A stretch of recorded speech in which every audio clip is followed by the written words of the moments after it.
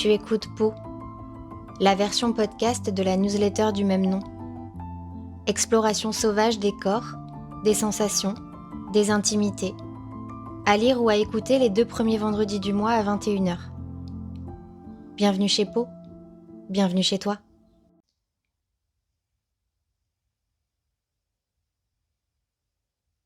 J'ai peur de l'écrire et que les mots finissent par changer d'avis. Quelque chose a bougé dans mon corps, dans ma tête. Mes troubles du comportement alimentaire ne se manifestent plus comme ils le faisaient jusque-là. Pau s'est ouvert sur mon témoignage. C'était ce qui me semblait le plus juste pour donner sens à ces contenus à venir autour du corps des femmes. Je me souviens de l'avoir écrit longtemps, réécrit tout autant, et laissé de côté pendant des mois. Une fois abandonnée à la vue de tous, j'ai eu finalement moins le sentiment de me livrer que de jeter la lumière sur un sujet de société plus grand que moi.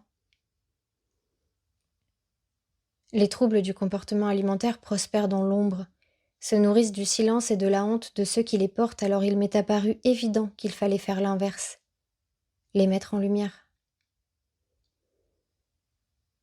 Bien sûr, et tu le sais si tu as lu ou écouté l'édition 1 puis l'édition 4, j'ai reçu le retour du bâton avec autant de violence que de surprise et j'ai cru payer pour mon manque de pudeur. Mes vieux mécanismes de frénésie et de restriction sont réapparus, mon corps a refusé de s'y soumettre et j'étais totalement acculée. Une sorte de corbeau noir posé sur mon épaule qui guettait la moindre de mes pensées. Et puis cette question jetée par une amie. Tu as pensé à demander de l'aide ? C'est une perspective qui ne m'avait jamais effleurée, persuadée de ne pas être suffisamment en danger pour y prétendre. Avec le recul, je comprends que l'élan doit s'appuyer sur la douleur ressentie, et non sur un auto-diagnostic posé sur un coin de table. Y a-t-il un syndrome de l'imposteur autour de ce sujet aussi ? Je n'avais rien à perdre. Sinon le fil de cette histoire que j'avais commencé à tisser avec toutes les femmes concernées. J'ai fait quelques recherches et commencé à pousser des portes que je pensais réservées aux autres.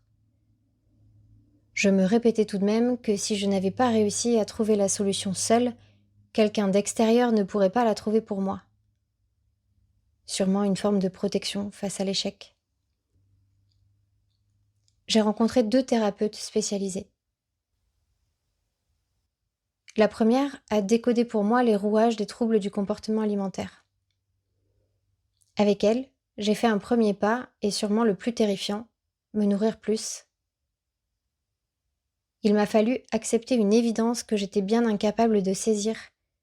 C'est la restriction qui provoque la frénésie, et non l'inverse. La seconde a brisé les schémas installés et posé sur mon corps des gestes que je n'attendais plus. Je n'ai pas résisté. Je voulais aller au bout de cette démarche qui dépassait ma seule personne.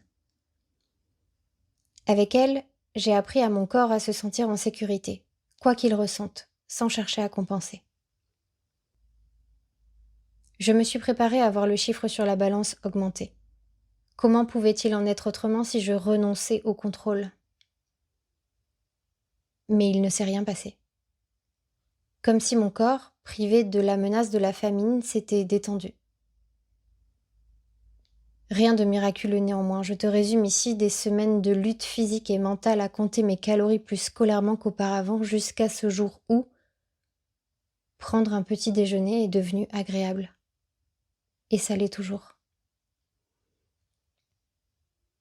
Ce n'est pas linéaire. Je reste fragile dès qu'il est question de partager des repas, surtout à l'extérieur de chez moi, de quitter mes habitudes, de manger ce que je ne mange presque plus. Je surveille encore la forme de mon corps et je me pèse plusieurs fois par jour. J'ai installé des rituels que je peux emporter partout et qui m'aident à regarder ailleurs. La rigueur obsessionnelle se dessert. Mon corps semble se réguler. Mais je me sens comme quelqu'un qui porte une addiction. C'est une rengaine interminable. J'apprends à observer les battements d'ailes de ce corbeau, à anticiper ses va-et-vient pour ne plus me laisser heurter. Tout près de moi, une autre histoire a l'air de s'écrire, plus sombre. Celle de l'un de mes enfants qui entretient une relation complexe avec son alimentation depuis ses premiers jours. Je revois mes propres tensions à table, mes manières de compter, de trier, d'esquiver. Et je ressens ce terrible vertige de voir cette ombre s'inviter, peut-être, dans son assiette. Je me demande si la génétique tire les ficelles, ou à quel point ma fébrilité au moment des repas le condamne à l'être tout autant. Peut-être est-ce simplement ma lecture qui ne peut pas être la bonne. Et si ce corbeau restait sur ma seule épaule, mon fils ?